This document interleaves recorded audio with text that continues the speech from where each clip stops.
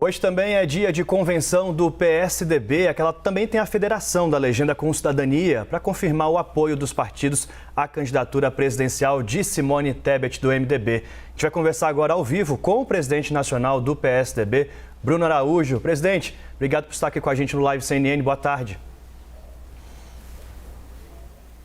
Boa tarde, Marcelo, Daniel, um prazer enorme.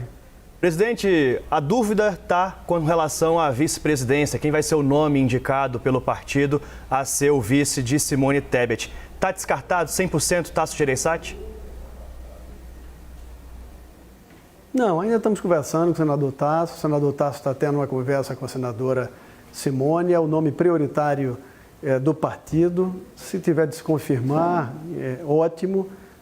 Será um nome que une todo o partido. Caso não aconteça, por qualquer razão, o cenário de nomes, de qualidades que o PSDB e o Cidadania tem, com respeitabilidade nacional, com história de serviços prestados ao país, é uma lista densa também, que vai ser analisada por todos. Mas, por enquanto, ainda trabalhamos com a hipótese do senador Tasso, até que haja uma definição. Presidente, se o senador Tasso Se vocês decidirem que ele não será o vice na chapa com Tebet, existe a possibilidade de Elisiane Gama do Cidadania ser vice com Tebet?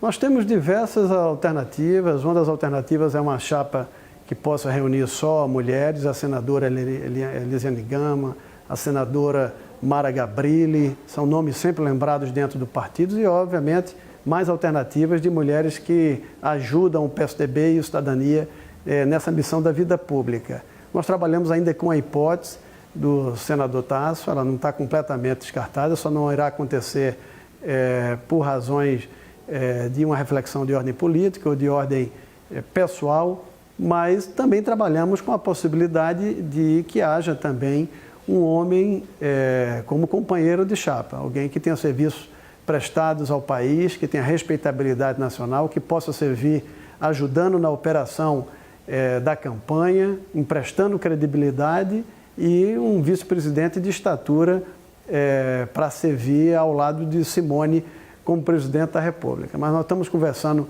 com o presidente Roberto Freire, com o presidente Baleia Rossi, fazendo as consultas às lideranças do partido ao longo de hoje, e eventualmente, quem sabe, ao longo dos próximos dias, mas para tentar resolver isso o mais rápido possível. Se for possível coalizar ainda hoje esse nome, é algo que nós vamos tentar. Senão temos um prazo legal até o dia 5 para que isso possa ser feito.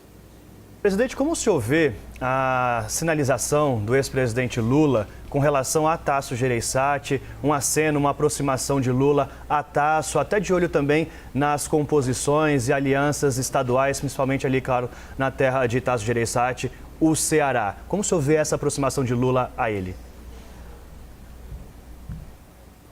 Olha, primeiro o senador Tasso é um homem público largo, não se nega a conversar com qualquer liderança partidária, isso é da vocação do PSDB.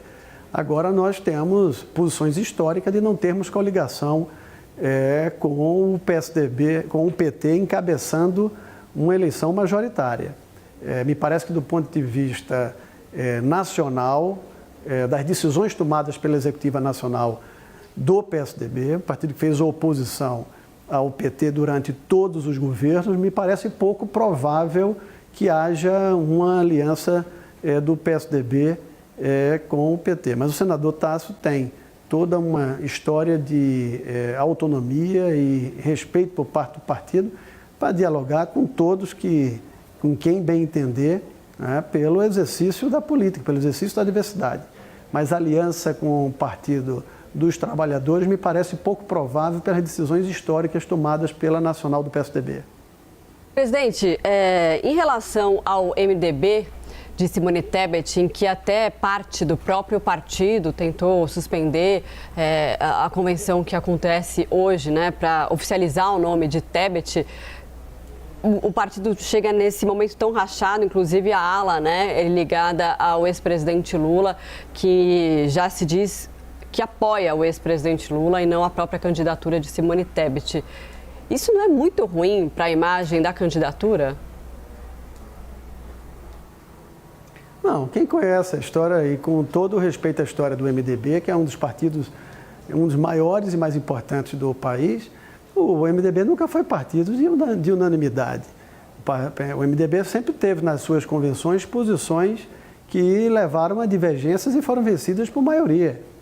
Se nós pegarmos a última eleição do MDB, que participou da vice com a presidente Dilma, por uma fração de votos o MDB não decidiu pela aliança com o PSDB em 2014. E assim foram em outras convenções nacionais do MDB. O MDB tem uma tradição de ter posições antagônicas e que se resolvem na maioria. Não há nenhum fato novo na política nacional. O importante é que a Simone vai ser confirmada hoje com uma maioria densa, uma maioria sólida, o que demonstra uma vontade majoritária do partido.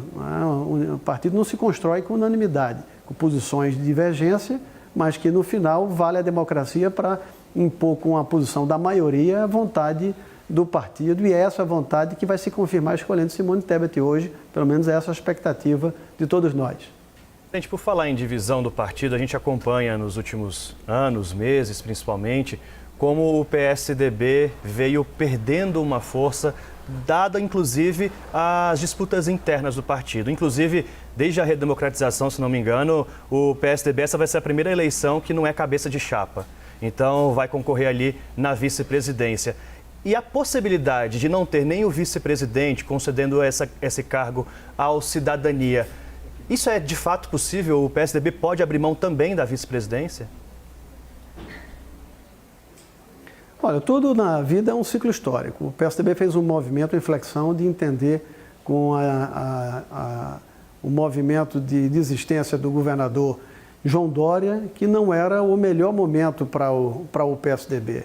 Importante registrar que o PSDB, na eleição de 2018, saiu fragilizado com uma votação muito discreta do nosso candidato a presidente da República até então, Geraldo Alckmin, com uma votação que surpreendeu pela descrição do resultado eleitoral. Mas 2 anos depois, o PSDB teve uma maciça vitória nacional nas eleições municipais. Elegeu Bruno Covas de São Paulo, a única mulher de capital em Palmas, o maior número de prefeitos nas cidades com mais de 200 mil habitantes. E nessa eleição nós vamos eleger um número de governadores com menos de 49 anos de idade que vão seguramente ser essa safra da geração de uma nova política com qualidade, que exerceu vida pública. Não é a nova política de quem estava fora de vida pública e resolveu experimentar política. Aqueles que desde jovem fazem vida pública. E assim a eleição de Eduardo Leite no Rio Grande do Sul, de Rodrigo Garcia em São Paulo, Raquel Lira em Pernambuco, Pedro Cunha Lima na Paraíba, Alessandro Vieira em Sergipe, ou do próprio Marcos Pestana, já experiente em Minas Gerais. Então o PSDB está construindo uma grande safra de homens e mulheres públicas de altíssimo nível, comprometido com o espírito público, que vão ajudar o partido, mas mais do que o partido, sobretudo o Brasil, durante muitos anos pela frente. Presidente, vou seguir nesse ponto antes de a gente chamar a nossa analista de política, Basília Rodrigues, que vai participar aqui da nossa conversa.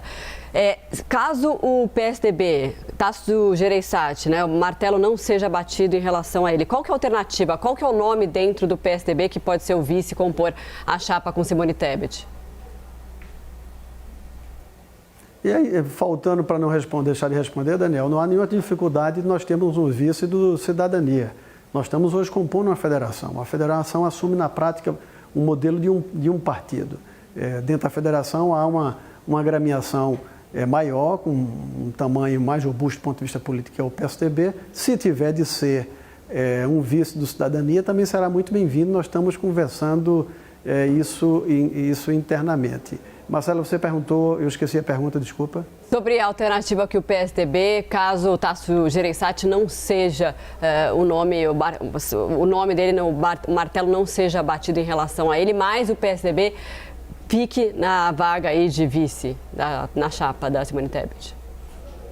Qual o nome? Olha, nós temos, os nomes que estão circulando são todos nomes que têm absoluto tamanho, história e respeitabilidade.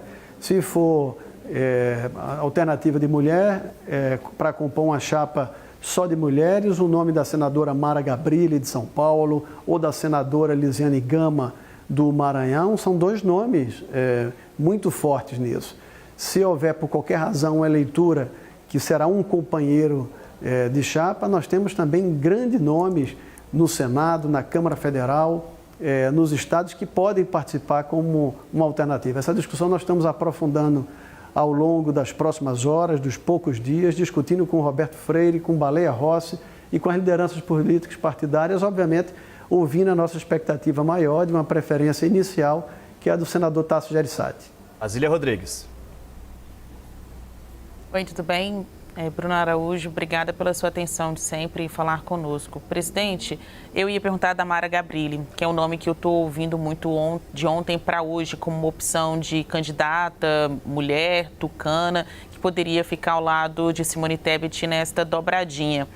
Bom, se eu puder reiterar, então, quais são as opções de nomes, né? Quais são as alternativas nessa composição com o Tebet, eu lhe agradeço. E complementar, então, com uma nova pergunta. O que o PSDB está esperando, trabalhando para fazer de bancada nestas eleições? Hoje o partido é a 9ª maior bancada, o senhor há de convir, que está muito ali na lanterninha, né? Levando em consideração o tamanho e a história expressiva do Ninho Tucano. Hoje, ser a 9ª bancada, ter somente 21 deputados federais, ficando para trás aí, ficando atrás de outros partidos que não comandaram o Brasil, né? Ou já foram até do Centrão, estiveram envolvidos em esquemas de corrupção, investigados pela polícia. O que o PSDB quer entregar para o país ou quer fazer para o país de bancada nestas eleições? Basília, boa tarde. Primeiro, em relação à pergunta de vice, mais uma vez, os nomes que estão sendo especulados e conhecidos, como o senador Tasso, a senadora Mara Gabrilli, a senadora Elisiane Gama, mas há outros nomes que também estão sob consideração do conjunto de lideranças do partido, que eu prefiro não especular nesse momento. Em relação ao tamanho da bancada, claro que a candidatura presidencial nossa gerou uma série de insegurança. Nós elegemos 30, 31, 32 deputados na eleição passada. Perdemos esse número na janela no momento que nós perdemos expectativa de disputar a eleição presidencial de forma mais consistente. Mas eu citei agora há pouco, como em 2018 nós tivemos uma importante vitória nas eleições municipais, sendo com o MDB os partidos mais votados e teclados pelo brasileiro numa eleição de 2 anos atrás, em 2020.